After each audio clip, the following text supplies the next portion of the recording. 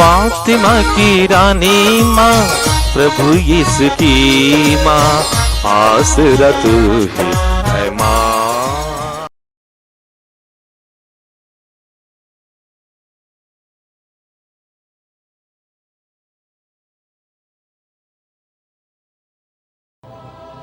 पहला पाठ प्रेरित चरित्र अध्याय 11 पद संख्याएं 19 से 26 तक। वे यूनानियों को भी प्रभु यीशु का सुसमाचार सुनाने लगे। स्तेफनुस को लेकर यरूशलेम में अत्याचार प्रारंभ हुआ। जो लोग इस कारण बिखर गए थे वे फेनीसिया, कुप्रुस तथा अंताकिया तक पहुंच गए। वे यहूदियों के अतिरिक्त किसी को सुसमाचार नहीं सुनाते थे, किंतु उनमें से कुछ कुप्रुस तथा किरीन के निवासी थे और वे अंताकिया पहुंचकर यूनानियों को भी प्रभु यीशु का सुसमाचार सुनाने लगे। प्रभु इनकी सहायता करता था। बहुत से लोग विश्वासी बनकर प्रभु के पास लौट आए। यरूशलेम की कलीसिया ने उन बातों की चर्चा सुनी और उसने बरनबास को अंताकिया भेजा। जब बरनबास ने वहां पहुंचकर ईश्वरीय अनुग्रह का प्रभाव देखा तो वह आनंदित हो उठा। उसने सबों से अनुरोध किया कि वे सारे हृदय से प्रभु के प्रति ईमानदार बने रहें, क्योंकि वह भला मनुष्य था और पवित्र आत्मा तथा विश्वास से परिपूर्ण था। इस प्रकार बहुत से लोग प्रभु के शिष्यों में सम्मिलित हो गए। इसके बाद बरनबास पौलुस की खोज में तारसुस चला गया और उसका पता लगाकर उसे अंताकिया ले आया। दोनों एक पूरे वर्ष तक वहाँ की कलीसिया के यहाँ ठहरकर बहुत से लोगों को शिक्षा देते रहे। अंताकिया में शिष्यों को पहले पहल मसीही नाम मिला। प्रभु की वाणी। ईश्वर को धन्यवाद। भजन अनुवाक्य। हे समस्त जातियों प्रभु की स्तुति करो। हे समस्त जातियों प्रभु की स्तुति करो। प्रभु पवित्र पर्वत पर बसे हुए अपने नगर को प्यार करता है। याकूब के अन्य नगरों की अपेक्षा सियोन के फाटक प्रभु को अधिक प्रिय हैं। हे ईश्वर के नगर, वह तेरा गुणगान करता है। अनुवाक्य। हे समस्त जातियों प्रभु की स्तुति करो।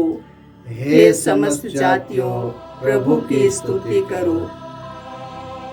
मिस्र और बाबुल के निवासी मेरी आराधना करेंगे।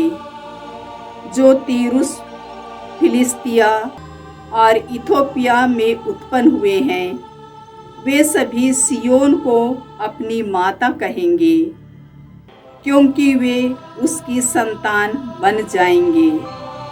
सर्वोच्च प्रभु उससे सुदृढ़ बनाए रखेगा। अनुवाक्य। हे समस्त जातियों प्रभु की स्तुति करो। हे समस्त जातियों प्रभु की स्तुति करो।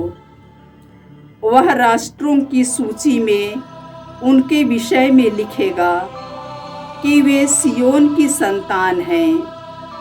वे सब नृत्य करते हुए यह कहेंगे, सभी लोग तुझे अपनी मातृभूमि मानते हैं। अनुवाक्य। हे समस्त जातियों प्रभु की स्तुति करो। हे समस्त जातियों प्रभु की स्तुति करो। जय घोष। हालेलुया। प्रभु कहते हैं, मेरी भेड़ें मेरी आवाज़ पहचानती हैं, मैं उन्हें जानता हूँ और वे मेरा अनुसरण करती हैं। हालेलुया। प्रभु आप लोगों के साथ हो और आपकी आत्मा के संत योहन के अनुसार प्रभु यीशु ख्रिस्त का पवित्र सुसमाचार। हे प्रभु तेरी महिमा हो। उस समय यरूशलेम में प्रतिष्ठान पर्व मनाया जा रहा था। जाड़े का समय था। यीशु मंदिर में सुलेमान के मंडप में टहल रहे थे। यहूदियों ने उन्हें घेर लिया और कहा, आप हमें कब तक असमंजस में रखे रहेंगे? यदि आप मसीह हों तो हमें स्पष्ट शब्दों में बता दीजिए। यीशु ने उन्हें उत्तर दिया, मैं तुम लोगों को बताया और तुम विश्वास नहीं करते। जो कार्य मैं अपने पिता के नाम पर करता हूँ वे ही मेरे विषय में साक्ष्य देते हैं, किंतु तुम विश्वास नहीं करते क्योंकि तुम मेरी भेड़ें नहीं हो। मेरी भेड़ें मेरी आवाज़ पहचानती है, मैं उन्हें जानता हूँ और वे मेरे अनुसरण करती है। मैं उन्हें अनंत जीवन प्रदान करता हूँ, उनका कभी सर्वनाश नहीं होगा और कोई भी उन्हें मुझसे नहीं छीन सकेगा। मेरे पिता ने मुझे उन्हें दिया है, वह सबसे महान है। कोई भी उन्हें पिता से नहीं छीन सकता। मैं और पिता एक है।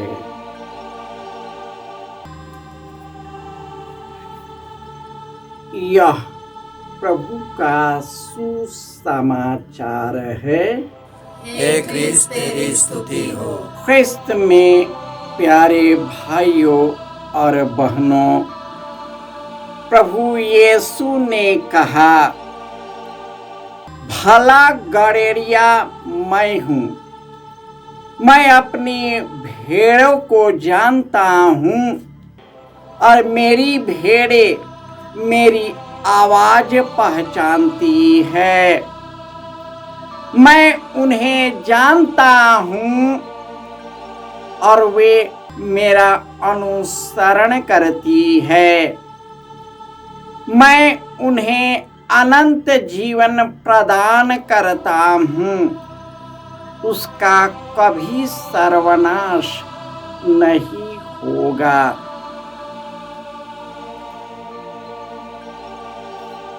ख्रिस्त में प्यारे भाइयों और बहनों,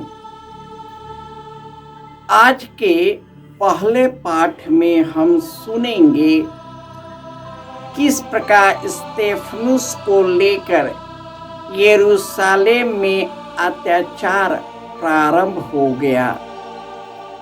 आज जो लोग इसके कारण बिखेर दिए गए थे, वे उन प्रदेशों में जाकर लोगों को यीशु के पुनरुत्थान की चर्चा करने लगे और इस प्रकार शिष्य जो यीशु के दर्शन करते हैं, उनके पुनरुत्थान का दर्शन करते हैं, पवित्र आत्मा से भर जाते हैं और वे यीशु के साथ उन्हीं के जैसे लोगों के लिए गड़ेरिया बन जाते हैं।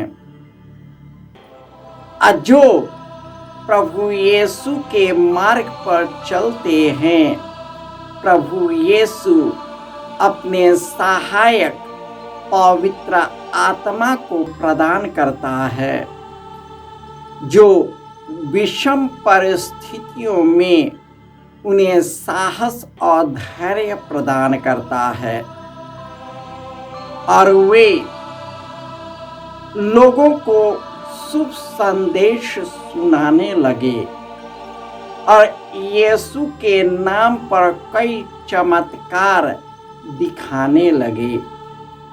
और इस प्रकार यरूशलेम की कलीसिया ने उन जगहों पर बरनबास को भेजा जहां पर वे लोग बिखर कर चले गए थे। उन्होंने खुशी और आनंद के साथ वहां पहुंचा, क्योंकि वहां पर भी यीशु का वचन सुनाया जा रहा था, ईश्वर के वचन सुनाए जा रहे थे और सब प्रेरित बड़े आनंद के साथ प्रभु यीशु का साक्ष्य दे रहे थे। अब बहुत से नए विश्वासी उसमें जुड़ गए थे।